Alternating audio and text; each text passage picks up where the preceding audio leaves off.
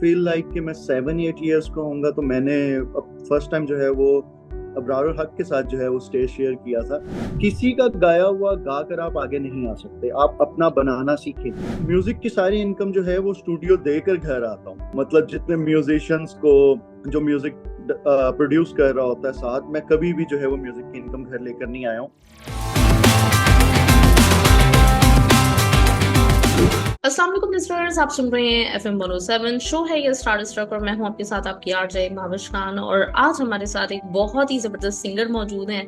ये सिंगर भी हैं, कंपोजर भी हैं, म्यूजिक प्रोड्यूस भी करते हैं। वेलकम करते हैं अपने शो में हम एहतशाम खान को। अस्सलाम वालेकुम एहतशाम। वालेकुम सलाम महवेश। आपका बहुत बहुत शुक्रिया, आपने हमें ज्वाइन किया। Always a player, thank you so much. तो एहतशाम, मतलब इतने अच्छे सॉन्ग्स हैं आपके जो कि बहुत ही एक कहना चाहिए कैची होते हैं। क्या कब से शुरू हुआ, कब पहली दफा आपको ये पता चला था कि आपने गाना है?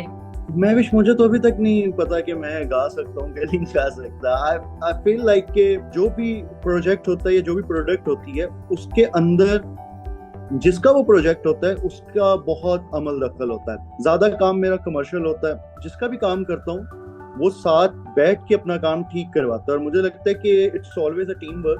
पहली दफा कब स्टेज पे परफॉर्म किया था, कहाँ परफॉर्म किया था? फील लाइक कि मैं 7-8 ईयर्स का होऊंगा तो मैंने फर्स्ट टाइम जो है वो अबरार हक के साथ जो है वो स्टेज शेयर किया था। तो बट मेरे कहीं भी ज़हन में नहीं था कि मैं इसको प्रोफेशनली ज्वाइन करूंगा। अभी भी ऐसा नहीं है कि मैंने, मेरा मेन ब्रेड एंड बटर तो डिफरेंट है, मैं इसको प्रोफेशनली अभी भी नहीं करता। मैं म्यूजिक की सारी इनकम जो है वो स्टूडियो देकर घर आता हूँ। मतलब जितने म्यूजिशियंस को जो म्यूजिक प्रोड्यूस कर रहा होता है साथ, मैं कभी भी जो है वो म्यूजिक की इनकम घर लेकर नहीं आया हूँ। तो मुझे बिल्कुल आइडिया नहीं था कि मैं कब जो है वो इस फील्ड में आ जाऊंगा। तो अबरार के साथ गाना गाने का कैसे इत्तेफाक हुआ था उनके साथ, मतलब फर्स्ट अब टाइम आपने एनर्जी उनकी? मुझे तो आइडिया भी नहीं था। आप समझे, एक 7-8 साल का बच्चा जो है उसको स्टेज पे क्या पता होगा। It was like 14 August event, मैं दिल दिल पाकिस्तान गा रहा हूँ जो कि हमारा एक सेकंड नेशनल एंथम है। और इब्रार भाई का तब आया हुआ था बिलो द कर्ज। तो उनका भी वो पीक था, वो बिल्कुल अभी स्टार्ट थे। बात का मैं बता सकता हूँ कि वो बहुत अच्छे इंसान है, बहुत जेंटल है, बहुत हम्बल है, and he is a funny guy as well. तो लेटर ऑन आपने कब ये डिसाइड किया फाइनली कि मतलब मुझे ये वाली जो चीज है, ये टैलेंट है मुझ में, तो कुछ ना कुछ करना चाहिए? अच्छा, इसमें ये है मैं विश कि मैं अपने जब सिंगल्स लॉन्च किए, तो जब मैंने अपना फर्स्ट सिंगल लॉन्च किया तो मैं लाहौर का आर्टिस्ट ऑफ द मंथ हो गया था सॉन्ग पे। तो उसके बाद मुझे लगा कि यार मुझे थोड़ा सा और करना चाहिए, क्योंकि वो जो फर्स्ट सॉन्ग था वो तो मैंने ऐसे शौक के अंदर ही बनाया था। लेकिन जब मुझे उसमें से एक मतलब प्रेज रिटर्न हुई, तो आई फील लाइक कि यार मुझे कुछ और काम भी करना चाहिए। फिर मैंने कुछ मैशअप किए, क्योंकि उन दिनों मैशअप का ट्रेंड चल रहा था, सरमद के नसीबों के साथ आ रहे थे। तो मैंने मारिया मीर के साथ किया और अफशां फवाद थी, उनके साथ मैशअप किया। तो उसी दौरान तब एक मूवी रिलीज हो रही थी, जनान। तो मैंने जनान के जो डायरेक्टर थे असफर जाफरी, मैंने उनको वैसे ही मैसेज किया कि मुझे शौक है इस चीज़ का और मैं ये करना चाहता हूँ। और फिर इमरान काजमी उसके प्रोड्यूसर थे, उनको भी मैसेज किया। तो उन्होंने मुझे बोला कि आप हमें जो है वो सेंड करें। और वो फर्स्ट सॉन्ग था मेरा इंडस्ट्री के अंदर जिससे पता लगा कि यार एहतशाम खान भी हैं कोई। एंड राइट आफ्टर दैट जनान सॉन्ग मुझे काफ़ी ओएसटीज ऑफर हुए। उसके बाद मैंने काफ़ी मूवीज़ के सॉन्ग किए। कि मैं लकी था कि मुझे स्टार्ट ही ऐसा मिल गया कि मेरे सराउंडिंग में वो लोग थे जो ऑलरेडी बहुत अच्छा काम कर रहे थे।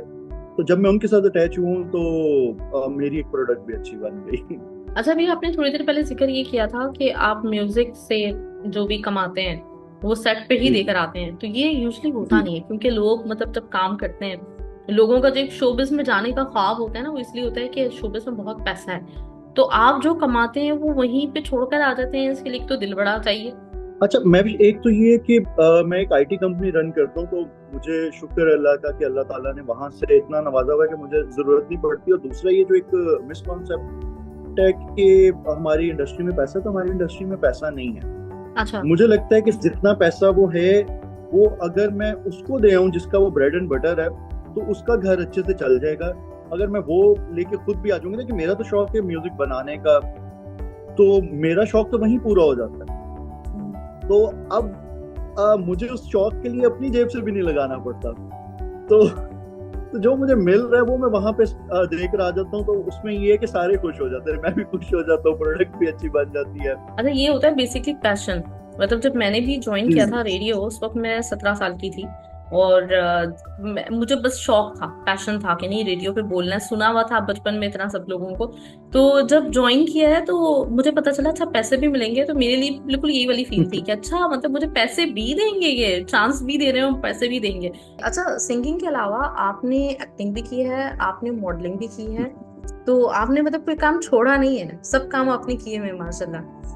फराज आबिद शेखू हमारा बहुत बड़ा नाम है। फराज आबिद जो है फैशन इंडस्ट्री का, मुझे किसी ने उनसे कनेक्ट करवाया, मेरे सोशल मीडिया मैनेजर थे। मैं फिर क्रेडिट दूंगा फराज को कि वो इतना डेडिकेटेड पर्सन है। उसने मेरे साथ बैठ के अपने सॉन्ग पे काम किया है, it turn out good product. तो जब वो प्रोडक्ट इतना अच्छा बन गया, उसने कहा कि यार why don't you work for me. तो मैंने कहा यार फराज ठीक है, कर लेते हैं। तो बस उधर से जब सॉन्ग बनाया तो मुझे वॉक का ऑफर भी हो गया। तो उस शो में मैं और मिनाल जो हैं वो शो स्टॉपर थे। फिर वहां से फिर मैं फैशन इंडस्ट्री के अंदर भी मेरा थोड़ा सा इन हो गया। I make very good friends there as well, और वहां पे भी बहुत अच्छे अच्छे लोग हैं। अच्छा, मॉर्निंग शोज मतलब एक जमाने में जी वो होता था, मुस्तनसिर हुसैन तारर साहब करते थे। फिर तौसीक हैदर, उन्होंने जी भी जी जी काफी अरसे तक शोज जी। किए इस तरह के। तो अब इस वक्त जो हम देख रहे हैं मॉर्निंग शोज, उसमें हमारे मेरे ख्याल से 5-6 नाम है। तो कैसे देखते हैं आप मॉर्निंग शोज को?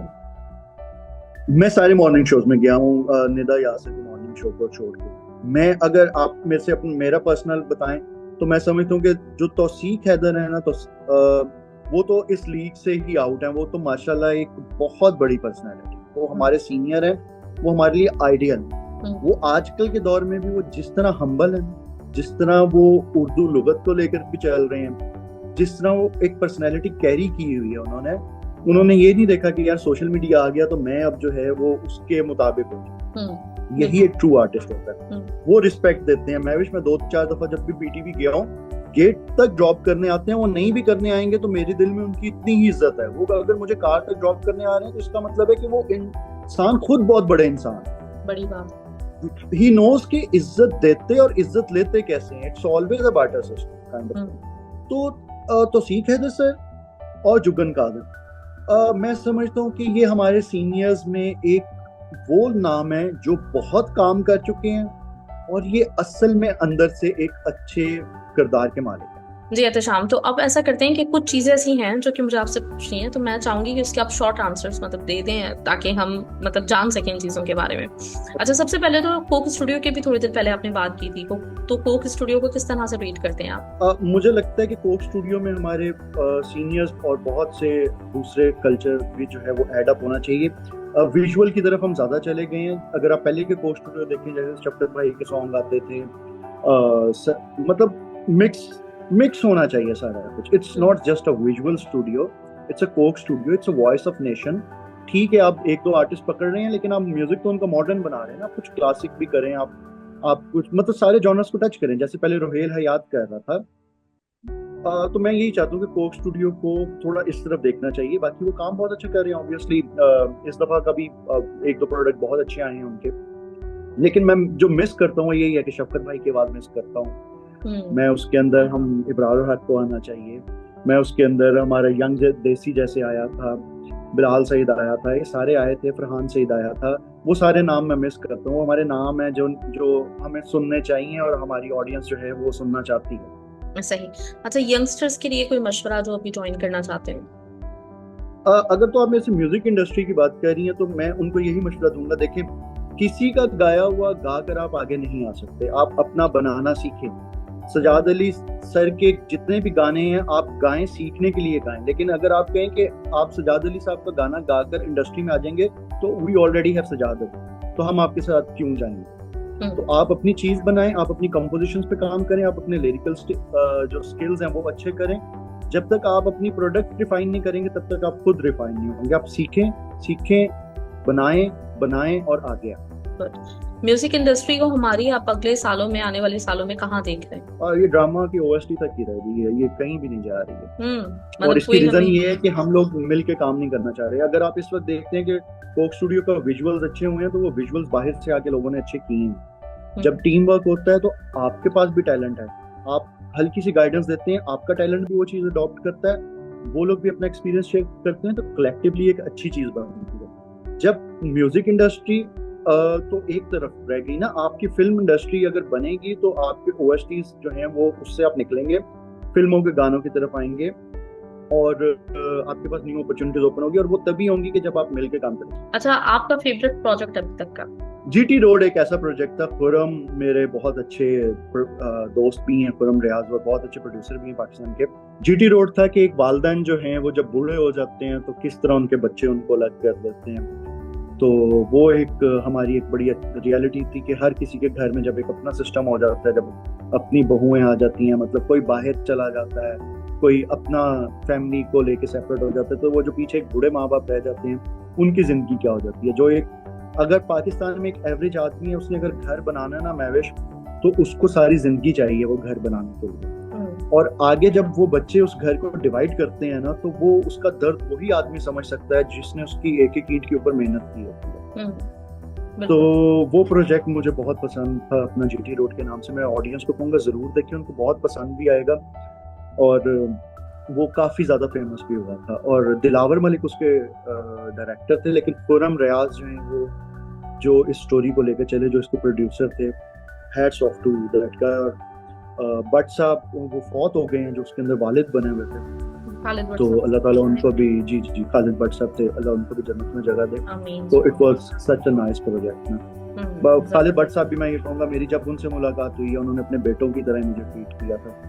बड़े अच्छे मिलते थे, बहुत अच्छा मिलते थे। पता लगता है कि यार हम खुश नसीब हैं कि हमारे पास चले अभी भी कुछ इस तरह के सीनियर्स मौजूद हैं। काशिफ जो थे इसके अंदर बेटे बने हुए थे, मैं काशिफ के घर गया हूँ, उन्होंने इतनी रिस्पेक्ट दी, उनके बेटे ने इतनी रिस्पेक्ट दी। ये वो लोग हैं कि जब मिलते हैं तो पता लगता है कि अल्लाह ताला ने क्यों इनको इतना नाम दिया, और इन्हीं से हम सीखते हैं। ये हमारे में जो थोड़ी बहुत अच्छी चीज आती है वो इन्हीं से अडॉप्ट की हुई है, हमारे सीनियर से अडॉप्ट की हुई है। अच्छा, आपने global film and music festival society USA Hollywood का ज्वाइन किया है, तो उसको लेके क्या प्लान्स हैं आने वाली, क्या अपकमिंग कुछ प्रोजेक्ट्स उनके बारे में अगर आप हमें बताना चाहें? सीमा सेठी जो है वो ये सोसाइटी रन कर रही हैं। इट्स अ ग्लोबल सोसाइटी जिसके अंदर हम बॉलीवुड और हॉलीवुड के लोगों के साथ मिलकर प्रोजेक्ट्स बना रहे हैं सोशल इश्यूज के ऊपर, डोमेस्टिक वायलेंस हो गई और इस तरह के इश्यूज हो गए। तो मुझे लगता है कि ये अपने टैलेंट को यूटिलाइज करने का एक बहुत अच्छा प्लेटफॉर्म है, और मैं इंशाल्लाह मुझे जहाँ पे भी चांस मिलेगा मैं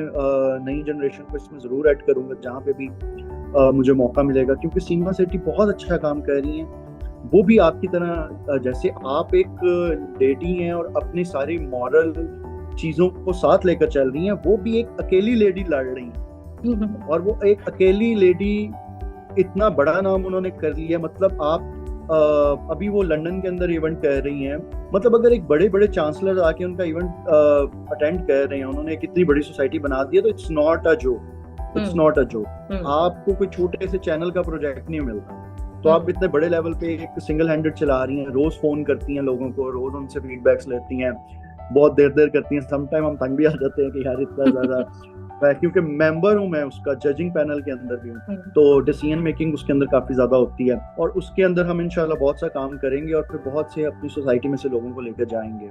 जबरदस्त। और मैं जरूर चाहूंगी कि हम लोग आगे भी इंशाल्लाह ताला जरूर आप हमें मौका दें, हम आपसे बात कर सके आने वाले दिनों में इंशाल्लाह ताला, और इसी तरीके से आप अपने मुल्क का नाम रोशन करते रहे। और हमेशा मतलब मैं अपनी जो मेरी अपनी पर्सनल ऑब्जर्वेशन है वो यही होती है कि जो बंदा अपने मुंह से ये कहता है ना कि मैं कोई इतना बड़ा आदमी नहीं हूँ, दरअसल वही भी बहुत बड़ा आदमी होता है। तो आप बहुत माशाल्लाह हम्बल हैं, बिल्कुल आप में एटीट्यूड नहीं है। अल्लाह ताला आपको ऐसे ही रखे और बहुत कामयाबी आपको अता करे इंशाल्लाह ताला। तो एहतशाम इंशाल्लाह ताला फिर बात होगी आपसे अनकरीब। अपना बहुत बहुत ख्याल रखिएगा और फिर मिलते हैं इंशाल्लाह। थैंक यू सो मच, मैं so nice of you. Allah Hafiz. Allah Hafiz. Allah Hafiz.